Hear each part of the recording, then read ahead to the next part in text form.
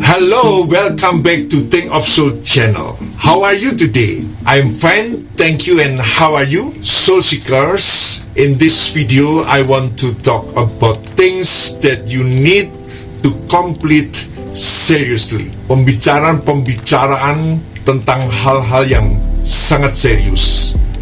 It is about small town syndrome and syndrome reflecting a narrow world. Sebuah gambaran kehidupan dalam dunia yang sempit. A church life could lead us to narrow point of view, especially to those who serve in church. Gereja menjadi sebuah dunia yang sempit secara khusus bagi para pengerja gereja.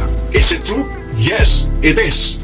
Could be because those who serve in church management are in the small circle environment, makes everyone know each other and build a relationship between them. Jadi sesama pengerja saling berproses dan saling membentuk. Dalam Amsal 27 ayat 17 mengatakan, besi menajamkan besi, orang menajamkan sesamanya. Iron sharpened iron, so a man sharpened the countenance of his friend. So seekers, stay tuned in this video and we will talk about seriously nerve-wracking topic yang serius dan mendebarkan hati. Sebuah laporan otopsi penyebab kematian putra bungsu Rick Warren, yaitu Matthew Warren yang berumur 27 tahun, meninggal terungkap karena luka tembakan yang dilakukannya sendiri. Ia mengakhiri hidupnya karena mengalami depresi karena kesedihan yang mendalam. Rick Warren menjadi pendeta dari gereja Saddleback Valley di selatan Los Angeles pada 23 tahun yang lalu, dengan 20.000 jemaat pada setiap ibadahnya. Ia juga pernah memimpin forum bagi dua calon kandidat pada Pilpres tahun 2008, yakni John McCain dan Barack Obama. Matthew Warren mengidap penyakit cerebral palsy yang akan dialami seumur hidupnya. Dan Rick Warren, ayahnya, berusaha untuk mengelola masalah sakit yang dihadapi anaknya agar anaknya dapat bertahan walaupun belum ada keajaiban yang dialaminya. Rick Warren mengingat perkataan terakhir yang ia dengar dari anaknya. As he was leaving, he said, "Dad, I am just so tired. I am so tired, Dad." And that was the last we heard. Dia berkata dengan ayahnya, "Ayah, aku sangat lelah.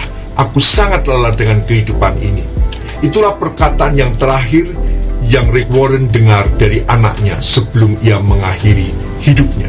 Kejadian yang menimpa Matthew merupakan sebuah kenyataan bahwa pergumulan hidup manusia ada pada pribadi mereka masing-masing. That the struggle of human life is in their perspective personalities. Matthew telah putus asa dalam menghadapi kesedihan terhadap penyakitnya yang ia alami, walaupun bapaknya seorang penulis buku Purpose Driven Life, yaitu buku yang menunjukkan hidup itu punya tujuan. Soul Seekers, we cannot judge someone who experience life's trials so hard.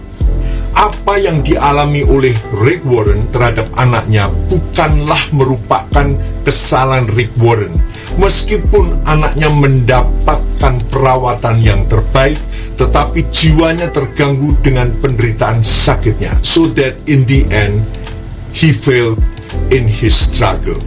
Ia gagal dalam perjuangannya. Soul Seeker, kita tidak tahu jika ada orang yang memiliki kesalahan atau tepatnya gagal paham akan kebenaran Tuhan, bahwa bunuh diri tetap saja tidak dibenarkan oleh Tuhan. Disusul berita bunuh diri dari pendeta Jared Wilson, Gereja Harvest Christian Fellowship. Ia adalah konsultan mental dan pendiri program bantuan bagi orang depresi yang bernama Anthem of Hope. Berikutnya Jim Howard dari Gereja Real Life Church California ditemukan tewas di rumahnya dengan luka tembak di bagian kepalanya. Selain itu, pada September 2018 yang lalu, pendeta Andrew Stocklin yang merupakan pemimpin gereja Inland Hills di Chino, California juga tewas karena bunuh diri. Bulan Oktober 2018, dituding lakukan pelecehan, pastor di Prancis bunuh diri, yaitu Pastor Jean-Baptiste Chebet. Semua ini membuktikan bahwa this proof if there are people who have mistakes or rather fail to understand God's truth, that suicide is still not justified by God. Berita ini menunjukkan bahwa ada sebuah sindrom yang mencerminkan dunia ini sempit, a syndrome reflecting a narrow world. So don't be surprised or upset when you listen to this bad news, but you must be spiritual mature and understand that being a God servant is hard and needs support from you. Kita tidak perlu kaget, tetapi kita harus mampu menanggapi secara dewasa rohani bahwa ada dunia yang sempit di mana hamba-hamba Tuhan dan pengerja-pengerja gereja sangat membutuhkan topangan doa kita. Soul seekers, let's start praying for all God's servants that you know.